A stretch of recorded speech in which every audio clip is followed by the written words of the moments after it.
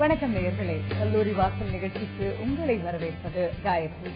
+2 முடித்த மாணவர்கள் அடுத்து எந்த கல்லூரியில் சேரலாம், எந்த துறையை தேர்ந்தெடுத்து படிக்கலாம், மேலும் அவர்களுடைய திறமையை வளர்த்துக் கொள்வதற்கான வழிமுறைகள் தான் என்னென்ன என்பதை தான் கல்லூரி வாசல் நிகழ்ச்சியின் வாயிலாக நாம் தினந்தோறும் பார்த்து வருகிறோம். அந்த வகையில் இன்றைய நிகழ்ச்சியிலும் நேற்றைய கல்லூரி வாசல் நிகழ்ச்சியின் தொடர்ச்சியாக துணை மருத்துவ படிப்புகள் குறித்துதான் நாம் பார்த்து வருகிறோம். மலை போல் குவிந்திருக்கும் துணை மருத்துவ படிப்புகள் குறித்து நம்முடன் பல்வேறு கருத்துக்களை பகிர்ந்து கொள்வதற்காக நம் அரங்கிற்கு வந்திருக்கிறார் டாக்டர் காந்தராஜ் அவர்கள். அவர்களிடம் நேயர்கள் தங்களது சந்தேகங்களை கேட்டு விளக்கங்களை பெறலாம். சார் வணக்கம். சார், நேற்றுக்கு நிறைய விஷயம் நம்ம பேசிட்டு இருந்தோம் பாராமெடிக்கல் கோர்சஸ் பத்தி. குறிப்பா நிறைய காலர்ஸ் உடைய ஒரு சாய்ஸா இருந்த கோர்ஸ் அப்படின்னு பார்த்தா பயோமெடிக்கல் இன்ஜினியரிங்கா தான் இருந்தது. பயோமெடிக்கல் இன்ஜினியரிங்க பத்தி அவேர்னஸ் கொஞ்சம் நிறைய இருக்கு இப்ப. அப்படிங்கிற மெடிசன் இல்லன்னா பிடிஎஸ் இதை தாண்டி ஒரு கோர்ஸை பத்தி தெரிஞ்சிருக்குன்னா இப்ப பயோமெடிக்கல் இன்ஜினியரிங்காவும் இருக்கும் அப்படிங்கறத நம்ம தெரிஞ்சுக்கலாம். இப்ப பிசியோதெரபி பத்தி நேற்றுக்கு சொல்லிட்டு இருந்தீங்க. முக்கியமா ஃபாரின் ஆப்பர்ச்சுனிட்டிஸ் ரொம்ப அதிகமா இருக்கும். என்ன விதமான ஆப்பர்ச்சுனிட்டிஸ் இருக்கும்? பிசியோதெரபிஸ்ட் வேற என்னென்னலாம் ஸ்பெஷலைசேஷன்ல ஈடுபடுத்திக்க முடியும் அவங்களங்கிறத பத்தி சொல்லுங்க. பிசியோதெரபில அதோட முக்கியத்துவம் என்னன்னா, ஒரு இன்னைக்கு இருக்கிற ஒரு சூழ்நிலையில எக்ஸசைஸ், அதாவது பயிற்சி, உடற்பயிற்சியே இல்லை அப்படிங்கிற அளவுக்கு நம்ம போயிட்டு இருக்கிறோம். அதனுடைய விளைவு தசை பிடிப்புகள் ஏற்படுது. தசைகள் சரியா வேலை செய்ய மாட்டேங்குது. அதனால என்ன ஆகுதுன்னா, ஒரு 25, 26 இந்த 30 வயசுக்குள்ளாரியே முதுகு வலி, மூட்டு வலி இப்படி படுத்துறாங்க. வேலை செய்ய முடியாத அளவுக்கு தளர்ந்து போயிடுறாங்க. அவங்களுக்கெல்லாம் இன்னைக்கு வந்து பிசியோதெரபி, உடனடிக்கையல் அந்த துறை வந்து ரொம்ப ரொம்ப முக்கியமா இருக்குது. பல்வேறு வகையான கருவிகள் அதில் இருக்கு. அது ஸ்டென்ஸ் அப்படின்னு எல்லாம் சொல்லுவாங்க. அதெல்லாம் இருக்குது. அதெல்லாம் வச்சுக்கிட்டு அந்த தசைகளுக்கு ஒரு ஒரு ஒத்தடம் கொடுக்கிற மாதிரி அதை அமைக்க அமைக்க அமைக்க அந்த தசைகளை சரிப்படுத்தும். சரிப்படுத்த பிறகு மீண்டும் இயல்பு நிலைக்கு அந்த தசைகள்லாம் வந்த பிறகு அவயவங்களை, கை கால் போன்றவைகளை நல்ல முறையில் பயன்படுத்த முடியும். அதாவது மனிதர்களை திருப்பி சக்தி உள்ளவர்களாக மாற்றுகின்ற மருத்துவமே வந்து பிசியோதெரபி தான். இது வந்து இன்னைக்கு வெளிநாடுகள்ல ரொம்ப அதிகமா தேவைப்படுது. இன்னும் குறிப்பா யுஎஸ், அமெரிக்காவுக்கு பிசியோதெரபிஸ்ட்னாக்கா அவங்க வந்து அப்படியே உடனடியா வேலை கிடைக்குது. அந்த அளவுக்கு அதுல ஒரு பெரிய ஒரு டிமாண்ட், ஒரு வாய்ப்புகள் நிறைய இருக்கு. டிமாண்ட் ரொம்ப அதிகமாவே இருக்கு. நம்ம நிறைய பேசலாம் சார். ஜோலார்பேட்டையிலிருந்து ஏழுமலை காத்திருக்கிறார், அவரிடம் பேசலாம். வணக்கம் ஏழுமலை, உங்களுடைய கேள்வி என்ன சொல்லுங்க. Good evening sir. Good evening. Good evening sir. நான் +2 முடிச்சிருக்கேன் சார். பிஎஸ்சி அக்ரிகல்ச்சர் எடுக்கணும்னா எவ்வளவு மினிமம் கட் ஆஃப் தேவைப்படும் சார்? பிஎஸ்சி அக்ரியா படிச்சிருக்கீங்க? படிச்சு முடிச்சிட்டீங்களா? சேர போறீங்களா? சேர போறாரு. 12th முடிச்சிருக்கேன். அது பேசிக் மார்க் எல்லாம் இருக்கும். நீங்க பிஎஸ்சி எல்லாம் வந்து உங்களுக்கு வந்து இன்னைக்கு வந்து மாணவர்கள் தேவைப்படுறதுனால மாதிரி ரொம்ப கட்டுப்பாடா இத்தனை மார்க் இருந்தாதான் சேர்த்துவாங்கிறதெல்லாம் இன்னைக்கு இல்ல. நீங்க தாராளம் பிஎஸ்சி அக்ரிக்கு நீங்க வந்து அரசாங்கத்திலேயே சேரலாம், தனியார் கல்லூரிகள்ல இருக்குது. 2 இடத்துலயுமே நீங்க வந்து நீங்க விண்ணப்பிச்சு நீங்க சேரலாம். நிறைய சீட்டுகள் இருக்குது, நிறைய இடங்கள் இருக்கு. தைரியமா சேருங்க. பிஎஸ்சி அக்ரி நீங்க சொல்லும்போது ரொம்ப மகிழ்ச்சியா இருக்குது. விவசாயத்துக்கு நீங்க முன்னுரிமை கொடுத்துட்டு நீங்க படிக்க போறீங்க போது நம்முடைய விவசாயம் அழிஞ்சிடாது, நமக்கு உணவு கிடைக்கிறதுக்கான வழிவகைகள் இருக்குன்னு உங்களை போன்ற இளைஞர்கள்லாம் சிந்திக்கும் போது ரொம்ப சந்தோஷமா இருக்குது. தயவு செய்து நீங்கள் பிஎஸ்சி அக்ரி நிச்சயமாக இடம் கிடைக்கும். மார்க்கை பத்தி கவலைப்படாதீங்க. அப்படி உங்களுக்கு ஏதாவது பிரச்சனை இருந்ததுன்னா நீங்க தந்தி அலுவலகத்தின் மூலம் என்ன தொடர்பு கொள்ளுங்க. உங்களுக்கு சீட்டு வாங்கி கொடுக்கிற பொறுப்பையை நான் எடுத்துக்கிறேன். தைரியமா வாங்க சார். உங்களோட அட்வைஸ் ரொம்ப யூஸ்ஃபுல்லா இருந்திருக்கும் நம்புறோம். ஏழுமலைக்கு நாகர்கோவிலில் இருந்து சுரேஷ் காத்திருக்கிறார், அவரிடம் பேசலாம். வணக்கம் சுரேஷ், உங்களோட கேள்வி என்ன சொல்லுங்க. ஹலோ, வணக்கம் சுரேஷ், சொல்லுங்க உங்களுடைய கேள்வி என்ன. வணக்கம் மேடம். யாருங்க வணக்கம். வணக்கம். வணக்கம், சொல்லுங்க சார். நான் நாகர்கோவிலிருந்து பேசுறேன் சார். சொல்லுங்க. என் பொண்ணு பியூர் சயின்ஸ் குரூப் எடுத்துருக்கேன் சார். சரி. அவளுக்கு வந்து நெக்ஸ்ட் வந்து BSc cardiology. BSc cardiology. BSc cardiology. Okay. இல்லன்னா பிஎஸ்சி டயாலிசிஸ் டெக்னீஷியன் கோர்ஸ் எடுத்துருக்காங்களா சார்? டயபிட்டிஸ்ல ஒரு டிப்ளமா இருக்கு. இது தமிழ்நாட்டுல, நம்ம தமிழ்நாட்டுல எங்க இருக்குது? பிஎஸ்சி நர்சிங் படிச்சா சார்? இருக்கு, இந்த கோர்ஸ் வந்து இருக்கு. 2 இடத்துலயுமே 2 கோர்ஸுமே இருக்கு.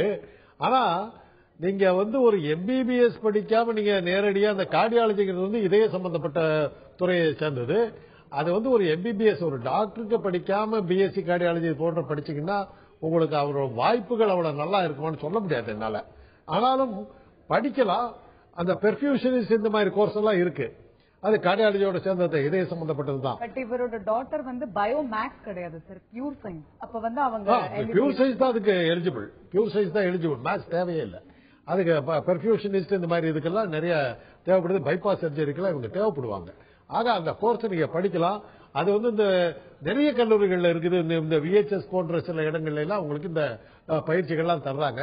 அதே மாதிரி டயபெட்டிஸ், நீரிழிவு நோய், சர்க்கரை வியாதிக்கு நிறைய இந்த சர்க்கரை வியாதியையே தனிப்பட்ட முறையில் குணப்படுத்துகிற மருத்துவமனைகள் இருக்கு. அங்க எல்லாம் இந்த பயிற்சிகள் கொடுக்கறாங்க. நீங்க இதை பத்தி நிறைய விவரங்கள் தெரியணும்னா அரசாங்கத்தினுடைய நிறுவனமான எம்ஜிஆர் மெடிக்கல் யூனிவர்சிட்டியில போய் நீங்க விசாரிச்சீங்கன்னா எந்த இடத்துல சேரலாம், எவ்வளவு செலவாகும், எல்லா டீட்டெயிலும் உங்களுக்கு கிடைக்கும். சுகன்யா காத்திருக்கிறார், அவரிடம் பேசலாம். வணக்கம் சுகன்யா, உங்களோட கேள்வி என்ன சொல்லுங்க. வணக்கம் மேம். என் பொண்ணு 12th ஏஜ் இருக்கா. பயோமெடிக்கல் இன்ஜினியரிங் ஜாயின் பண்ணணும். அதுக்கு கட் ஆஃப் எவ்வளவு இருக்கணும், அது காலேஜஸ் எப்படி சூஸ் பண்ணணும், அந்த டீடைல்ஸ் எல்லாம் கொஞ்சம் வேணும். நிச்சயமா தெரிஞ்சுக்கலாம் சுகன்யா. பயோமெடிக்கல் இன்ஜினியரிங், பயோமெடிக்கல் நிறைய கல்லூரிகள்ல இருக்கு. இப்ப நான் பணிபுரியறது சென்ட் பீட்டர்ஸ் பல்கலைக்கழகத்தில் பணிபுரியுற ஆவடியில இருக்கு. நீங்க ஆவடி பக்கத்தில் இருக்கிறீங்க, நீங்க சேரலாம். கட் ஆஃப் மார்க் உங்களுக்கு எங்களுக்கு சயின்ஸ் குரூப்பா இருக்கணும், மேத்ஸ் இருக்கணும். மேத்ஸ் கண்டிப்பா வேணும். இது ரெண்டும் இருந்ததுன்னா நீங்க சேர்ந்துக்கலாம். தமிழ்நாட்டில் ஏறத்தாழ ஒரு 20 கல்லூரிகள்ல இது இருக்கு. அதனால தமிழ்நாடு முழுக்க கன்னியாகுமரி ஆரம்பிச்சு திருத்தணி வரலும் எல்லா இடங்களிலும் பரவலா இருக்குது. ஒரு 20 கல்லூரிகள்ல இருக்கு. அதனால நீங்க தேவைப்பட்டதுன்னா நீங்க தகவல் கேட்டு நீங்க தெரிஞ்சுக்கலாம். ரொம்ப சுலபமாகவும் சேரலாம். தர்மபுரியிலிருந்து பன்னீர் செல்வம் காத்திருக்கிறார், அவரிடம் பேசலாம். வணக்கம் பன்னீர் செல்வம், உங்களுடைய கேள்வி என்ன? வணக்கம் சார். நாங்க போன வருஷம் 3 வருஷம் கோர்ஸ் ஒரு MBBS பேப்பர்ல பார்த்தாங்க. இந்த வருஷம் அது நடைமுறைக்கு வந்திருக்குதுங்களா? MBBS 3 வருஷம் யாரும் சொல்லி நீங்க தயவுசெய்து ஏமாறாதீங்க. அப்படி ஒரு கோர்ஸ் இருக்கிறதா எனக்கு தெரியல. அது அப்படி இருந்தாக்கா அது போலியா இருக்கும். தயவுசெய்து வேண்டாம். இந்த மாதிரி சில பேருக்கு நிறைய டவுட்ஸ் வருது சார். இந்த 3 years அப்படிங்கிறாங்க. சில foreign university study in Russia, study in Japan இந்த மாதிரி கொடுத்துட்டு MBBS அப்படி படிச்சிடலாங்கிறாங்க. How advisable? இல்ல ரஷ்யா இந்தியாவில் அங்கீகரிக்கப்பட்டிருக்கு. நம்ம நாடு அங்கீகரிச்சிருக்கு. ரஷ்யாவில் MD வாங்கிட்டு வந்தா நம்ம நாட்டுல பணிபுரியலாம். அது அங்கீகாரம் இருக்கு. அது நியாயமா நேர்மையா ஒழுங்கா நடத்தப்படுகிற அது கோர்ஸ். ரஷ்யன் கோர்ஸ் பத்தி தைரியமா படிக்கலாம்.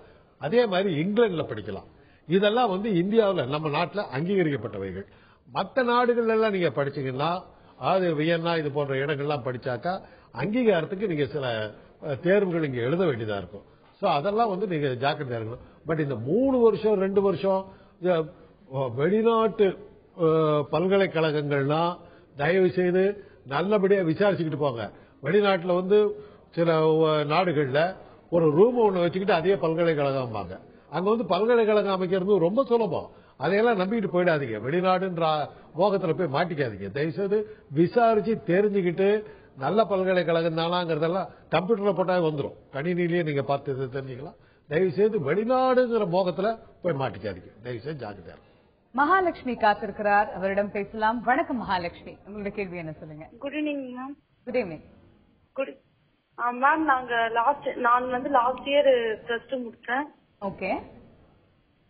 இப்போ BSc ஃபர்ஸ்ட் இயர் முடிச்சிருக்கேன் மேம். இதுக்கு நெக்ஸ்ட் 4 இயர் அப்புறம் என்ன ஸ்கோப் இருக்குன்னு தெரிஞ்சுக்கணும். BSc-ல என்ன படிச்சுட்டு இதுக்கு BSc நர்சிங் பண்றேன் மேம். ஓகே.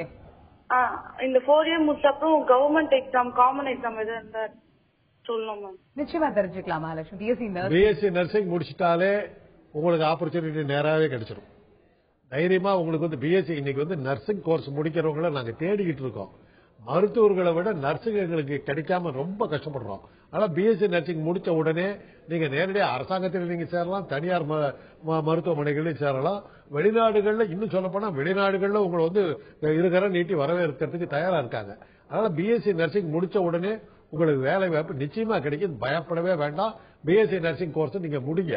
அதுக்கு அதை விட ஒரு நல்ல கோர்ஸ் தேவையில்லை உங்களுக்கு. அது போதும். இதுக்கு மேல அவங்க வேற என்ன சார் படிக்கும்? BSc MSc போலாம். MSc nursing. பட் BSc எங்களுக்கு கிடைக்கல. டிப்ளமா நர்சஸே கிடைக்கல. BSc நர்சிங்கிறது அதை விட மேல. MSc படிக்கலாம். அது அவ்வளவு உயர்வா எங்களுக்கு தேவைப்படல. எங்களுக்கு BSc போதும். இன்னைக்கு அவங்களுக்கு இருக்கிற டிமாண்ட் இவங்க படிச்சு முடிச்சுட்டு வந்தா இவங்களுக்கு கிடைக்கக்கூடிய வேலை வாய்ப்பு அபரிமிதமா இருக்கும். அதனால இவங்க பயப்படவே வேண்டாம். நல்லா படிச்சுக்கலாம். இன்றைய கல்லூரி வாசல் நிகழ்ச்சியில் துணை மருத்துவ படிப்புகள் குறித்து தான் நாம் பேசி வருகிறோம். அந்த வகையில் திருப்பூரிலிருந்து மகாலட்சுமி காத்திருக்கிறார், அவரிடம் பேசலாம். மகாலட்சுமி வணக்கம், உங்களுடைய கேள்வி என்ன சொல்லுங்க. வணக்கம் மேடம், இங்க திருப்பூர் மாவட்டம் மகாலட்சுமி பேசுறேங்க. என்ன மகாலட்சுமி பண்றீங்க, சொல்லுங்க மகாலட்சுமி. சார், என்னுடைய பொண்ணு வந்து இப்போ பியோ சயின்ஸ் எடுத்திருக்காங்க, பிகாம் சேர்க்கணும் அவங்கள. ஹலோ, சொல்லுங்க, தொடர்ந்து பேசுங்க. பியோ சயின்ஸ் படிச்சிட்டு இருக்காங்க, பிளஸ் 2 எழுதிருக்காங்க. அவங்கள பிகாம் சேர்க்கணும் அப்படின்னு ஒரு எய்ம். ஃபியூச்சர்ஸ் எப்படி இருக்கும், அதனுடைய வேலை வாய்ப்பு எப்படி இருக்கும்ன்றதுக்காக தெரிஞ்சுக்கலாம். மகாலட்சுமி, பியூர் சயின்ஸ் பிஃபார்ம் நல்ல டிமாண்ட் உள்ள கோர்ஸுமா, அதனால தைரியமா சேர்த்துங்க. நிறைய காலேஜ் இருக்கு திருப்பூர்ல, கோயம்புத்தூர்லயோ, திருப்பூர்லயும் விசாரிச்சீங்கன்னா அங்கே கூட இருக்கும். பிஃபார்ம் வந்து நிறைய எல்லா மெடிக்கல் காலேஜ்லயும் இருக்குது. அது போக சில என்ஜினியரிங் காலேஜ்ல கூட அதெல்லாம் இருக்குது அந்த பிஃபார்ம். அதனால நீங்க நிறைய காலேஜ்ல இருக்குது. நீங்க உங்க பக்கத்திலேயே இருக்கிற ஏதாவது ஒரு காலேஜ்ல சேர்த்தலாம். பிஃபார்முக்கு நல்ல டிமாண்ட் இருக்குது. இன்னைக்கு நேத்தே நான் சொல்லியிருந்தேன், மல்டிநேஷனல்ஸ்ல வந்து பெரிய பெரிய கம்பெனிஸ் வந்து பிஃபார்ம் படிச்சவங்களை நிறைய தேடுறாங்க. இன்னைக்கு மருந்து தொழிற்சாலைகள், மருந்து உற்பத்தி பார்மசூட்டிக்கல் இண்டஸ்ட்ரீஸுக்கு பிஃபார்ம் படிச்சவங்க மிக அதிகமான தேவை. அதனால தாராளமா படிக்க வைங்க. ஆனா உங்க பொண்ணை வெளிநாட்டுக்கு அனுப்புறதுக்கான மனப்பக்குவத்தை நீங்க உடனே தயார்படுத்திக்கணும். என் பொண்ணை எங்கே அனுப்ப மாட்டேன் அப்படிலாம் சொல்லக்கூடாது. அதனால நிறைய வெளிநாட்டு டிமாண்ட் இருக்கிற கோர்ஸ் தாராளமா சேர்த்தலாம். கோவையிலிருந்து செல்வி காத்திருக்கிறார், பேசலாம். செல்வி வணக்கம். செல்வி, உங்களோட கேள்வி என்ன சொல்லுங்க. Good evening ma'am. Good evening. இங்க பொண்ணு பயோமேக்ஸ் எடுத்திருக்காங்க. ஓகே. நியூட் எடுக்கோன்றாங்க. புரியல, அது என்ன ஸ்கோப்? நியூட்ரிஷன்.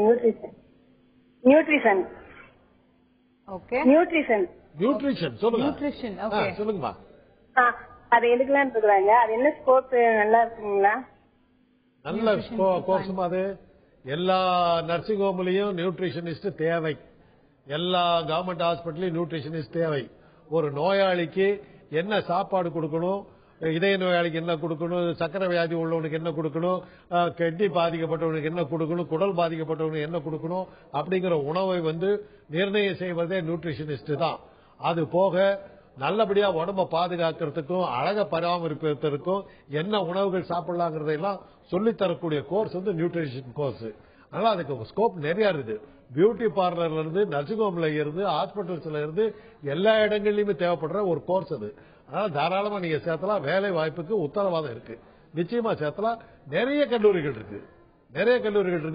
நீங்க எந்த ஊர்ல இருந்து பேசுறாங்க? கோயம்புத்தூரா? இவங்க கோவையில இருந்தாங்க. அவினாசிலிங்க காலேஜ் அதுல எல்லாம் அந்த கோர்ஸ் இருக்கு. நீங்க பக்கத்துல நீங்க சேர்த்துக்கலாம். ரமேஷ் காத்திருக்கிறார், காளஹஸ்தியிலிருந்து, அவரிடம் பேசலாம். வணக்கம் ரமேஷ், உங்களோட கேள்வி என்ன பதிவு செய்யுங்க. பேசலாம் பேசுங்க. சார், ஸ்போர்ட்ஸ் மெடிசன் படிக்கலாமா பையன்? ஸ்போர்ட்ஸ் மெடிசனா? ஸ்போர்ட்ஸ் மெடிசன் தானே? மேடம் தொடர்ந்து பேசுங்க ரமேஷ், தெளிவா பேசுங்க. சார், இப்ப நீங்க வந்து நியூட்ரிஷன் கோர்ஸ் பத்தி சொல்லிட்டு இருந்தீங்க. அந்த கோவையில இருந்து வந்த ஒரு கால் இருக்கு, டயட்டீஷியன் சொல்றோமே, அதுதான் இப்ப நியூட்ரிஷனா மாறி. டயட்டீஷியனும் ஆல்மோஸ்ட் அலைட் தான். இப்ப அந்த கோர்ஸோட நேம் தான் நம்ம பேர் மாத்தி, சில இடங்களில் நியூட்ரிஷனிஸ்ட் சொல்றோம், சில இடங்களில் டயட்டீஷியன் அப்படின்னு ரெண்டும் ஒண்ணுதான், ஆல்மோஸ்ட் ஒண்ணுதான். இப்ப அவங்களுக்கு வந்து இந்த ஃபுட் சயின்ஸ் அண்ட் மேனேஜ்மெண்ட் மாதிரியான கோர்சஸ் வந்து ஃபுட் சயின்ஸ் அண்ட் நியூட்ரிஷன் படிக்கிறவங்க வந்து படிக்க முடியுமா? முடியும். அவங்க தானே ஃபுட் சயின்ஸ், அதுல கொஞ்சம் எக்ஸ்ட்ராவா சில சொல்லி கொடுக்குறாங்க, அவ்வளவுதான். இன்னும் சொல்ல போனா ஃபுட் சயின்ஸுங்கிறது நியூட்ரிஷனிஸ்டோட ஒரு பங்குடி மேலேன்னு சொல்லலாம். அவங்களுக்கு இன்னும் விருந்தினர் வரவேற்கிற டெக்னிக் தெரியும். அதனால ரெண்டும் எல்லாமே வேற பேர்ல இருந்தாலும் அடிப்படையில் பாத்தீங்கன்னா ஒண்ணுதான், இன்டர் ரிலேட்டட் எல்லாமே. சார், ஜிப்மர்ல வந்து பயோ டிசைன் அப்படிங்கிற ஒரு கோர்ஸ் இருக்கிறதா வந்து, பயோ டிசைன் முக்கியமா அந்த ட்ரக் டிசைனிங், மேக்ரோமாலிகுலர் டிசைனிங், இந்த மாதிரியான விஷயங்கள் வந்து அந்த கோர்ஸ் அதெல்லாம் தான் வந்து எம்என்சில தேவைப்படுறது. ஓகே. இப்ப வந்து அந்த பயோ டிசைன்ல தான் உடம்பு அது என்ன மாதிரியான ஒரு இதுல மாடல்ல இதுல கொடுத்தா அது உடம்புக்குள்ளார போய் சீக்கிரமா அசிமுலேட் ஆகி செரிமானம் ஆகி ரத்தத்தோட கலந்து உடனடியா வேலையை செய்யுங்கிறதெல்லாம் அந்த பயோ டிசைன்ல தான் வரும். இதை மாத்திரையா கொடுக்கலாம், இதை ஊசியா கொடுக்கலாம், இதை கேப்சூலா கொடுக்கலாம், இதை வந்து இன்ஹலேஷனா கேஸா கொடுக்கலாம் அப்படிங்கறத இந்த பயோ டிசைன்ல அவங்க சொல்லி தருவாங்க. அந்த படிக்கிற ஸ்டூடெண்ட்ஸ்க்கான வாண்டட் வந்து நிறைய இருக்கு. அவங்க ஒரு மருந்து ஒருத்தர் கண்டுபிடிச்சிடலாம், இந்த கெமிக்கல் இந்த காம்பினேஷன்லாம் சேர்ந்தாக்க இந்த நோயை அது குணப்படுத்தும்னு ஒரு பார்மசிஸ்ட் கண்டுபிடிச்சிட்டாங்க, ஒரு டெக்னீஷியன் கண்டுபிடிச்சிட்டாங்கன்னா அது எந்த ஃபார்முல கொடுக்கலாங்கிறது வந்து இந்த பயோடிசைன் காரங்க தான் முடிவெடுப்பாங்க. மாத்திரையா கொடுக்கலாம், இல்ல இது ஊசியா கொடுத்தாதான் நீ நினைச்ச எஃபெக்ட் அடிக்கும், இதெல்லாம் அவங்க தான் சொல்லுவாங்க. ரிசர்ச் ஓரியன்டட் கோர்ஸ், பக்கா ரிசர்ச், முழுக்க ஆராய்ச்சி ரொம்ப தேவைப்படுறது ரொம்ப. ஆனா இதுக்கெல்லாம் எவ்வளவு மாணவர்கள் முன் வருவாங்கிறது யோசிக்க வேண்டிய யோசிக்கணும். ஏன்னா 24 மணி நேரம் இதே சிந்தனையில இருக்கணும். அந்த மாதிரி ஆட்கள் தேவை, டெடிகேஷன் கொஞ்சம் அதிகமாவே இருக்கணும். சென்னையிலிருந்து ஜானகி காத்திருக்கிறார், அவரிடம் பேசலாம். ஜானகி வணக்கம், உங்களுடைய கேள்வி என்ன ஜானகி, சொல்லுங்க. Good evening madam. மேடம் இப்ப வந்து எங்க பொண்ணு வந்து மேத்ஸ், பிசிக்ஸ், கெமிஸ்ட்ரி எடுத்திருக்காங்க. அதுல வந்து இப்போ பயோமெடிக்கல் இன்ஜினியரிங் படிக்க முடியுமா அவங்களால? Maths, physics, chemistry, biomedical engineering வரலாம். அதுக்கு ஆப்பர்ச்சுனிட்டி இருக்குது, அதுக்கான ஆப்பர்ச்சுனிட்டி நிறைய இருக்குங்க. அதான் நாங்க நேத்தே சொன்னோம், சேல்ஸ்மேனா போலாம், சர்வீஸ் பர்சனா போலாம், ரிசர்ச் ஓரியன்டா போலாம், டெக்னீஷியனா போலாம். எல்லா மருத்துவமனைகளிலும் இன்னைக்கு ஆபரேஷன் பண்ணணும்னா பயோமெடிக்கல் இன்ஜினியர் இல்லாம சர்ஜரி பண்ண முடியாது. உலகத்தில் இருக்கிற எல்லா மருத்துவமனைகளிலும் தேவைப்படுற கோர்ஸ் அது. அதனால ஆப்பர்ச்சுனிட்டிஸ் ஆர் பிளென்டி, உங்களுக்கு வாய்ப்புகளை பற்றி பஞ்சமே கிடையாது, தைரியமா சேர்த்தலாம் நீங்க.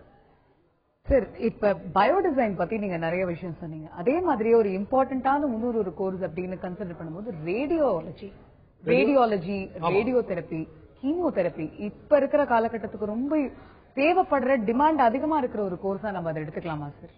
இப்ப ரேடியாலஜில வந்து டெக்னீஷியன் சைடு இருக்குது, மெடிக்கல் சைடு இருக்குது. டெக்னீஷியன் சைடுங்கிறது வந்து மறுபடியும் பயோமெடிக்கல் இன்ஜினியர்ஸ் தான் அதுக்கு வருவாங்க. அந்த இன்ஸ்ட்ருமெண்ட்ஸை எப்படி ஹேண்டில் பண்றது, அந்த இன்ஸ்ட்ருமெண்ட்ஸை எப்படி பராமரிக்கிறது, அந்த இன்ஸ்ட்ருமெண்ட்ஸை வந்து எப்படி உருவாக்குறது, அந்த இன்ஸ்ட்ருமெண்ட்ஸ்ல என்ன மாடிஃபிகேஷன், மாறுதல்கள் என்ன செய்யறது அப்படிங்கறதெல்லாம் வந்து பயோமெடிக்கல் இன்ஜினியர்ஸ் மூலமா தான் அதை செய்யறாங்க. அது அப்புறம் வந்து முதல்ல எல்லாம் வந்து எப்படின்னா, ஒரு எக்ஸ்ரே எடுத்தா எக்ஸ்ரே எடுக்கிறதுக்கு பிலிம் வரும், பிலிம் போட்டு அதை எடுத்துட்டு அந்த பிலிம் வந்து டெவலப் பண்ணி அதை காய வச்சு அதுக்கப்புறம் தான் பார்க்கணும். இன்னைக்கு கம்ப்யூட்டர் வந்ததுக்கு பிறகு எடுக்கிறோம், டிஜிட்டல் நேரா படம் அப்படியே எடுத்து ரிப்போர்ட்டோடவே கொடுத்துருக்கோம். இது ரேடியாலஜிஸ்டோட ரேடியாலஜிஸ்ட்ங்கிற ஒரு ரோலே இன்னைக்கு போயிடுச்சு. எக்ஸ்ரே அப்படியே பிக்சரை எடுத்த உடனே அது ரிப்போர்ட்டோட கையிலுக்கு வந்துருக்கு. அதனால அந்த ரேடியாலஜி கோர்ஸுக்கு இன்னைக்கு இல்லாம போயிடுச்சு. ரேடியோ தெரபிஸ்ட் எங்க வர்றாங்கன்னா, கேன்சர் வந்த பேஷண்ட்ஸுக்கு, இன்னும் மற்ற சில நோய்கள்லாம் இருக்குது, அதுக்கெல்லாம் வந்து ரேடியோ தெரப்பி இருக்குது. முக்கியமா வந்து புற்றுநோய்க்கு தான் ரேடியோ தெரப்பி நம்ம கொடுக்கிறோம். அதுல வந்து என்னன்னா, அந்த எவ்வளவு ரேடியேஷன் எவ்வளவு கொடுக்கணும் அது இருக்கு, அது நிறைய இருக்கு. இன்னைக்கு வந்து புற்றுநோய் வந்து ஒரு மிகப்பெரிய சவால். இந்த சவாலை சமாளிக்கிறதுக்கு ரேடியேஷன் தெரப்பி ரொம்ப முக்கியமான ஒரு துறையா இருக்குது.